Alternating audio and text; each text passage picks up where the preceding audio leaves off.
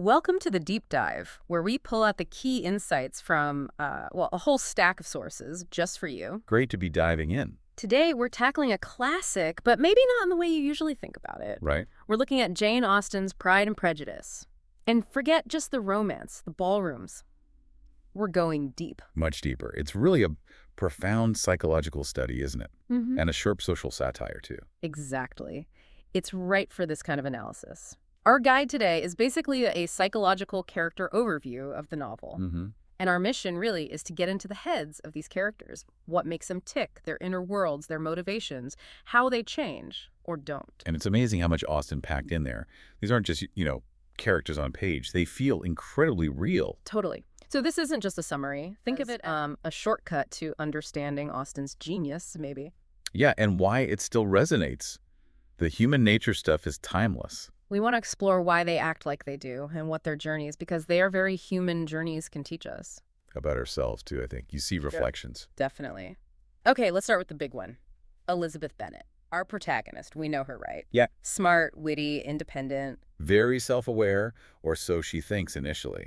She prides herself on her judgment, her moral compass. But that's the twist, isn't it? Her strength is also kind of her weakness. Exactly. That's the fascinating part. Her pride in her own discernment, her ability to see through people, it actually fuels her biggest flaw, prejudice. Ah, okay. So she thinks she's got Darcy figured out as arrogant, disagreeable, Completely misjudges him. And then, the charming Mr. Wickham comes along. and she buys his story, hook, line, and sinker. She does. It perfectly shows that tension, between our rational side and our emotional biases. We think we're logical, but feelings, they can really steer us wrong. So her big journey isn't just finding a husband, it's about growth, real personal growth. Huge growth. Mm-hmm. She has to confront her mistakes, her misjudgments, and crucially, she has to learn humility, to admit she was wrong. Which is hard, but it shows that, independence and love can go together, but maybe only after you've done that hard work of looking at your own biases. Absolutely. So for you listening, maybe think about that. How often do our own first impressions, the ones we're sure are right, actually blind us? Maybe we need that second look sometimes. It's a constant challenge, isn't it? Yeah. Seeing past our own stuff. And speaking of being misjudged, Mr. Darcy, Fitzwilliam Darcy. Oh, Darcy. Yes. He comes across initially as, reserved, incredibly proud, but we know there's more there. Honorable, loyal. But so often misunderstood, both in the book and, I think, by first-time readers sometimes. He's definitely polarizing at first. So what's going on inside his head? What's the psychology there? Well, a key thing is understanding he's fundamentally introverted Hmm. and maybe socially awkward in ways. Oh, interesting. So what looks like arrogance? Could actually be shyness or discomfort or just holding himself to really high standards, maybe too high initially. His pride is real. It comes from that privileged background, no doubt. Right. But underneath that, there's a strong moral core. He's protective. He's capable of deep feeling and, importantly, massive change. He's not just a cardboard cutout snob. So his journey is also about confronting his own stuff. Not just Elizabeth humbling him, but him realizing something internally. Yes, exactly. He has to overcome that ingrained social pride, that reliance on status. He learns that real worth is about character, about how you treat people. And the fact that he actually listens to Elizabeth's criticism, that stinging rejection. And acts on it. Yeah. That shows incredible emotional intelligence, doesn't it? Real self-awareness. He doesn't just say sorry. He changes his behavior. It really makes you think, how often do we write someone off because they're quiet or seem aloof at first? All the time, probably. Yeah. We mistake the surface for the whole person. Yeah. It shows that true character. Well, sometimes it takes time to see it. Patience. Definitely. First impressions aren't everything. Okay, let's shift gears a bit to maybe a gentler pair, Bennet and Mr. Bingley. Ah, Jane. The lovely Jane. She's presented as just so good. Gentle, kind, optimistic, beautiful. And Bingley, he's cheerful, friendly, but maybe a bit easily led. That's the dynamic. Jane's psychology is fascinating. She almost defaults to thinking the best of everyone, like positive attribution dialed up to 11. Which makes her incredibly lovable. But also quite naive, doesn't Yeah. it? And vulnerable. She gets hurt because she just can't imagine bad intentions in others. And Bingley, his affability is great, but... It comes with a lack of assertiveness. He relies heavily on Darcy's opinion, which, allows Darcy to influence him, even manipulate him into leaving Jane initially. Darcy thinks he's helping, protecting his friend from a bad match. But he's trampling on real feelings there. So their story isn't just sweet romance. It's about, well, the potential pitfalls of being too nice or too easily influenced. Sort of. But their happy ending shows something, too. Jane's patience and unwavering kindness eventually win out, and Bingley finds the courage to trust his own feelings. Ah, right. He grows too in his own way. He does. It suggests that kindness is powerful, but it needs that bit of decisiveness sometimes. Standing up for what you feel. So for you listening, think about how sometimes maybe too much optimism can make you vulnerable. Or when is it really important to trust your gut, your own convictions, even if friends are advising you differently? Good questions.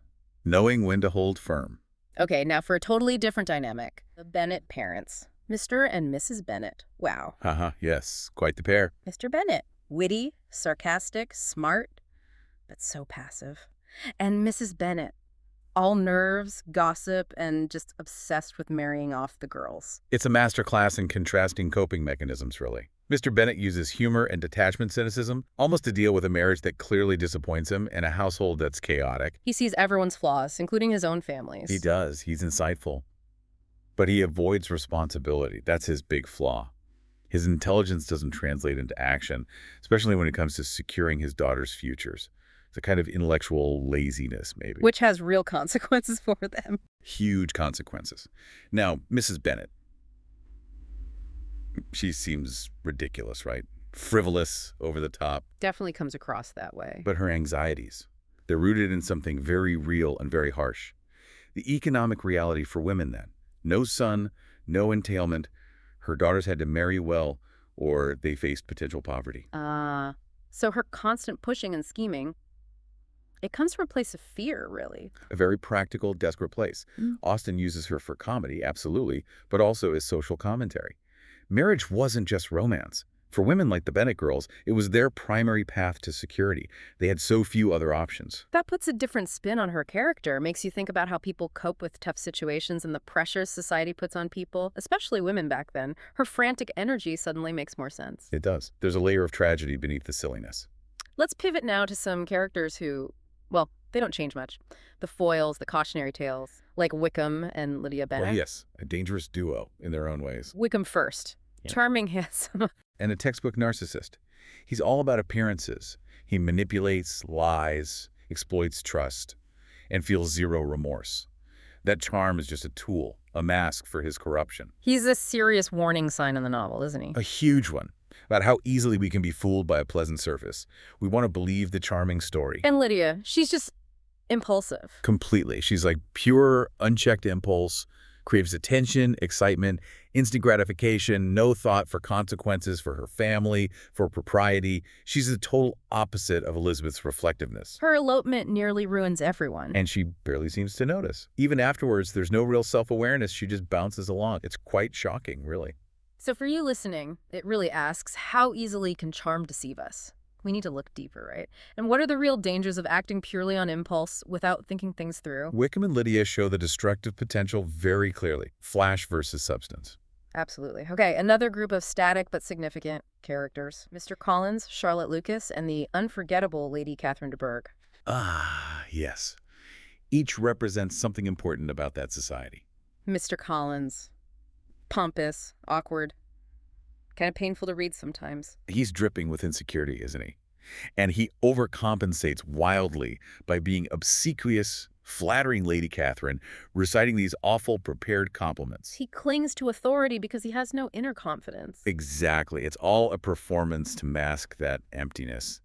And his marriage proposal to Elizabeth is just cringeworthy. But then his marriage to Charlotte Lucas, that's a key moment. It really is. It highlights Austen's critique of marriage for purely practical reasons.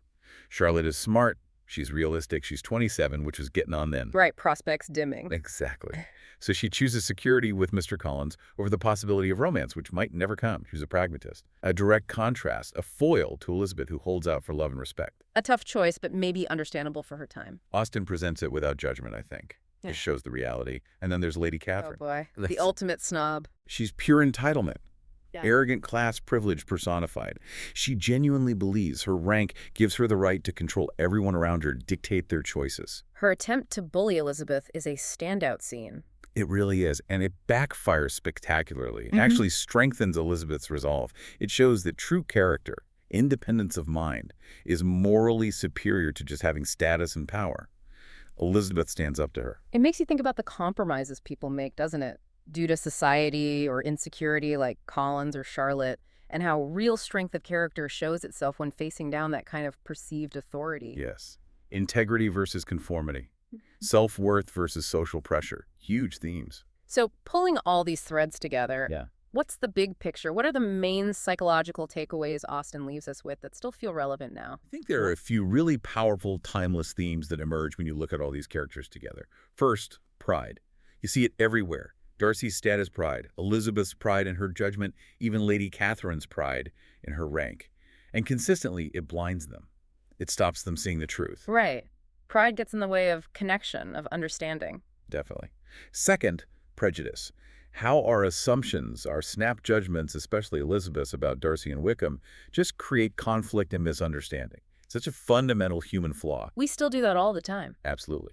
Third, and this is crucial for the context, marriage as security.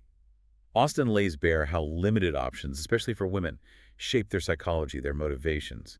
Marriage wasn't always about love. Often it was about survival. A stark reminder of those social constraints. And finally, maybe the most hopeful theme, growth through self-reflection. There's a clear difference between characters like Elizabeth and Darcy, who actually confront their flaws, learn, and evolve. They do the hard work. They do. And then you have the static characters, Lydia, Collins, Lady Catherine, who don't change. They serve as warnings, or maybe comic relief. But they show what happens when you refuse to look inward. Wow. So pride, prejudice, marriage for security, and growth through self-reflection. It's amazing how she wove all that together. It really is. And these aren't just things relevant to the Regency era. They're about basic human behavior, societal dynamics, stuff we grapple with right now, just in different clothes, maybe. It just shows the power of great literature, great storytelling. It holds up that mirror. Her insight was just incredible. These motivations are still driving people today. So this deep dive really shows Pride and Prejudice as this incredibly rich, layered psychological landscape. It's so much more than just a charming romance. It's about us. I think so. So as you go about your day, maybe consider this. How much of your own initial pride in your opinions, your status, whatever, or your prejudice might be coloring how you see someone or a situation right now? And what compromises are you, or maybe people you know, making? Are they for security, for happiness? It makes you wonder what hidden motivations are driving the characters in your life, and what could you maybe learn from? Well, a bit more honest self-reflection, just like Elizabeth and Darcy. Something to definitely think about. Yeah. Deeply. Absolutely. Join us next time for another deep dive into the fascinating layers of our world.